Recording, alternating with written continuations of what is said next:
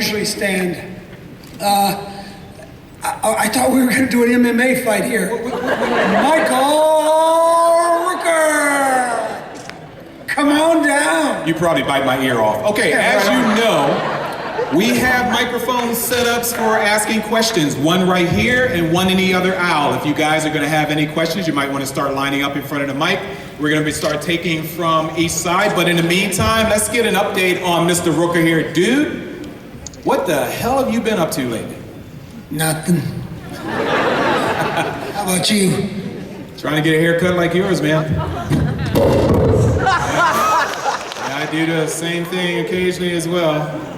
Acting skills, huh? Okay. Yeah. These are very durable things, yeah. Mr. Rooker. How many people are out there? Give me a holler. Shit, yeah.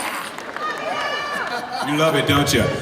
Alrighty, before we move on to Walking Dead, because I know that's what everybody wants to hear about right now, let's get a brief update on probably some secrets that Michael probably cannot tell us, but we're going to try and force it out of him anyway. Guardians of the Galaxy, what the hell? Yeah, I know, you like that, huh? Sci-fi and comics, man. So what's your role? What do you got going on for it? I don't know what you're talking about. Guardians of the Galaxy, I don't know anything about it. Why are you asking me that? Does everybody know that Michael Rooker has been signed for a major motion picture called Guardians of the Galaxy? Wouldn't you like to know what exactly it is that Michael Rooker is going to be doing in Guardians of the Galaxy? I don't know what he's talking about. There, how's that? That's better. Awesome, dude. All right, we'll get to that later. Let's go to our first question since we got a single person on this side of the room. How you doing? Go for it. How did you feel when you were selected to make a voice on Black Ops 2? I don't feel. I felt pretty good when I found out how much they were going to pay me. Jesus Christ, he's going to be my problem child. You got any more? You want to elaborate a little bit on that for this? Yeah, they paid me a lot. Sorry, dude, I tried. He's sober, that's the problem. Hi, you got a question on that side? Go for it. Out of all your interactions, like with your one-on-one reactions, like with you and Michelle, and you and the governor, you and Daryl, which one are your favorites? None of them. I don't like any of those reactions. I don't like any of the relationships. Merle doesn't really care much about those people. Well, it's been nice for Michael Rooker to join us here at Wizard World. We hope him all of all the actors are awesome, and you know, we always have a good time doing the scenes. Yeah, sometimes you know, we have to help pick ticks off each other. So. Especially for, it's true, man. We go out running in the woods, and we do these fights in the woods. We're rolling around in that, and all that grass and crap, and you know, you pick 3 or 4 of them off your belly or your back.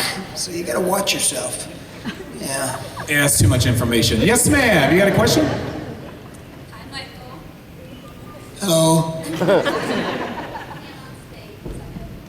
Come, put your mouth to the mic a little closer, baby.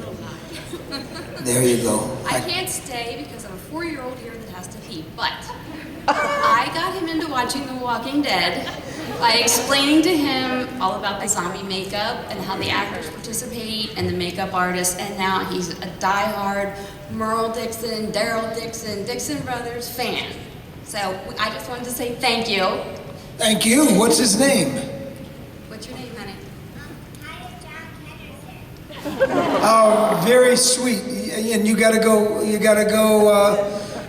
somewhere. You gotta see a man about a dog or something, huh? Mom, thank you, Mommy, for telling everybody that. But we will see you tomorrow at the panel, for sure. Okay. Awesome. Over here, did you guys ever have time to pee on the show? I'm just curious. Now, we hold it on the show. In a zombie apocalypse, you either hold it or you just let it go, you know? Can't be worrying about where the water is going. Well, you did have something you can fill up. Never mind. Hi, green sweater over here. Go for it.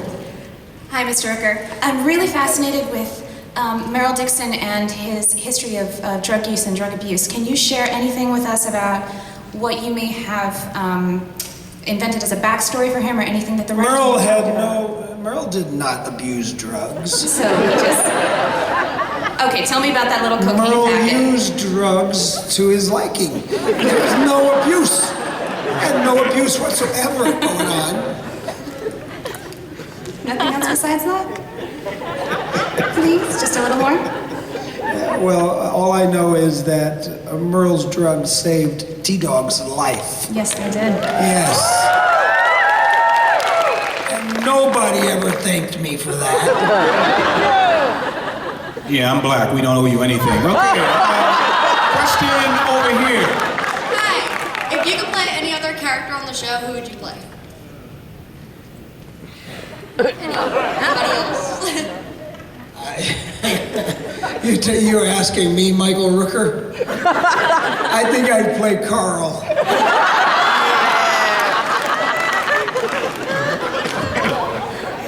He's got the cool hat, you know. You want to play Carl so you can start your psychosis all over again. I have a feeling Carl may be the last one standing one of these days, you know.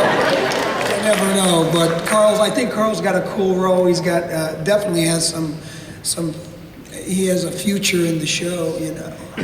So I got to tell you, I just saw that cat. Oh, yeah? He's growing. Yeah. Yeah, you got to stop feeding him, I think, you know. He's growing. He's gotten about an inch taller. Yeah. Did you play any sort of father figure to him? Oh, what the hell am I saying? Never mind.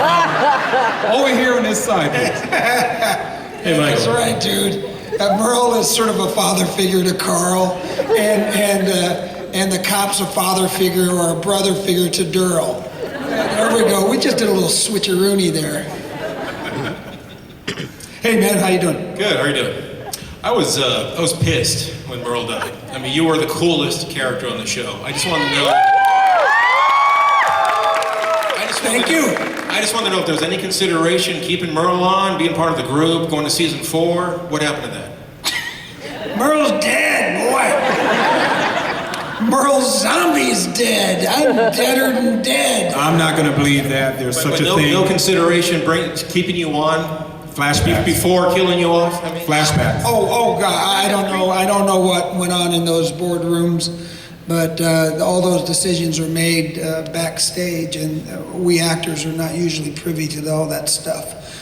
We usually get maybe a week or two notice, and then we just, we get the script, and we get to, as with all our scripts, the actors usually have a little say in how we are portrayed, or in the development in the certain episodes. So I for that episode I had quite a bit. I was very fortunate for that.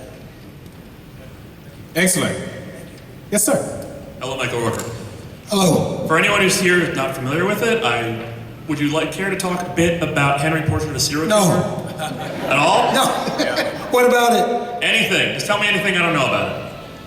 You probably know more about it than I do. I haven't seen it. Yeah. It is a favorite of mine, though. No, it was my first movie, a first role that had any sort of through line.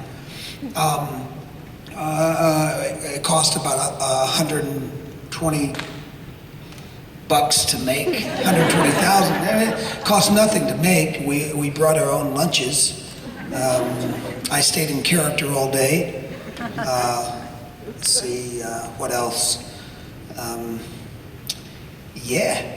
It's just a little kind of independent movie. We had no permits, It was sort of underground jungle warfare movie making. So it was very cool. For those of you that did not know, probably one of, and I say one of Michael's breakout roles was Henry, Portrait of a Serial Killer. If you have not seen it, you really want to see it, because that's some serious, in-depth acting, some quality stuff from this gentleman right here. And yes, I am kissing his butt, but it was practically an awesome movie that you guys, and in fact, when it was filmed, I don't think it came on TV until like 4 years later or something like that, right? Yeah, it didn't get released actually in theaters, and for maybe 4 or 5 years later.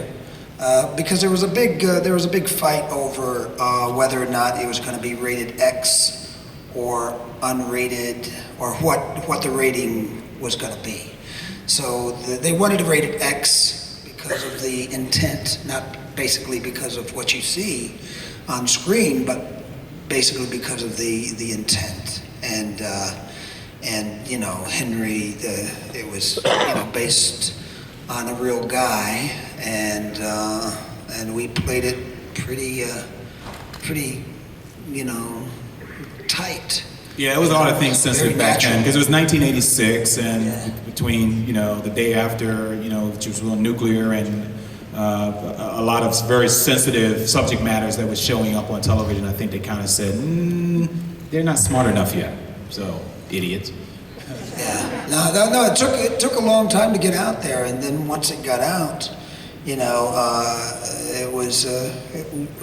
came out at the same. Actually, it came out at the same time. Days of Thunder came out. Days of Thunder. Days of Thunder was in the Tom theaters at the same time Henry was in the theaters, and also Henry the Fourth, I think, the Shakespeare thing. And there were people. They had Henry the Fourth, and then the Henry Portrait of a Serial Killer in the same theater complex. People with mink stoves and all dressed up would go in to see Henry Portrait of a Serial Killer and realize that, oh my God, this is not Henry the Fourth. They'd be like, oh, where are we? Yin and a yang. There are ugly people in here. What you talking about? Oh, And anyway. they were like backing up, getting out of the theater. All right, you have another really young. How old are you? You're 9? 9. Oh, I'm sorry. You have to go ahead and throw your question at him. How do you do the makeup for The Walking Dead? I didn't do it at all. It took the makeup artist about 2 hours to do my zombie makeup. The other makeup, The prosthetic. with Merle, and just the normal makeup is nothing really. We just we have this stuff they squirt into our hands. And then we just smear it on our faces and our shoulders and arms, and they call it sexy dirt. So we do our sexy dirt, and then we do whatever bruises or scrapes or scratches we have on us, and then we go out, and the next thing we do is we spray I pull up my pant leg and we spray my boots and stuff with some sort of DEET. Just to keep the ticks and the fleas out from getting up inside my leg, under my pants, and then I spray around my belly, and then we spray a little bit around my neck, and then we go, and we run out into the woods, and it doesn't even matter. They get on us anyway. Man, I bet you guys really smell bad out there. It was okay. bad. No, the stuff smells good. It's just not very good for you. It's just not very good. Deep, yeah. Yeah. Over here, red shirt. Michael, big fan, awesome work. Right on. I have a question for you now that you're not going to be on the show. What is going to be the one thing that you miss the most? The paycheck. Other than the paycheck. It's craft service. The paycheck, craft service, in order. Let's see, the actors, you know what, you get to know a lot of people on these things, and you get to become friends, and so when you're saying goodbye, it's your last day or your last week. It was pretty damn moving, I have to say, but I had already adjusted to the fact that I was leaving before anybody else did. Other people were like,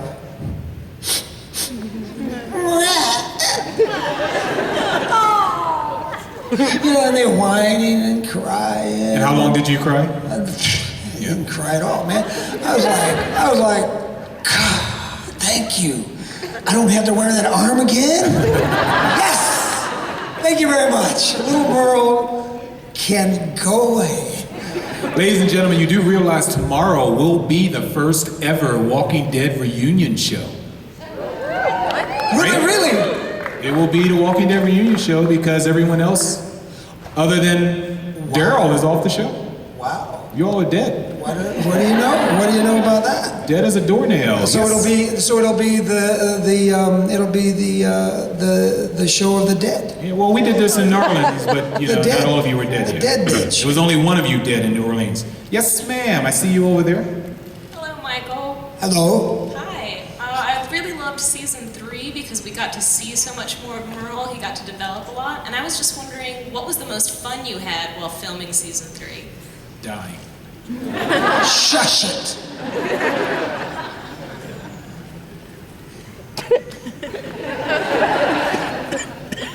You know what? The entire season 3 was really cool for me. I had a great time. You know what? Life is short, and especially on The Walking Dead, life can be really short.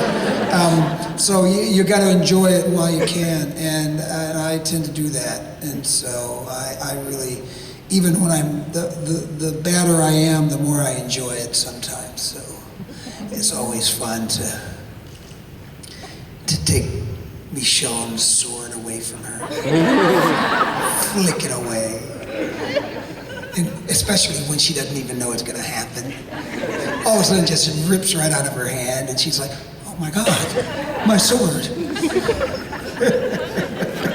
That's good, it's fun. Well, I don't know who we hated the most during season 3. Who you what? I don't know who we hated the most in season 3. You or the governor?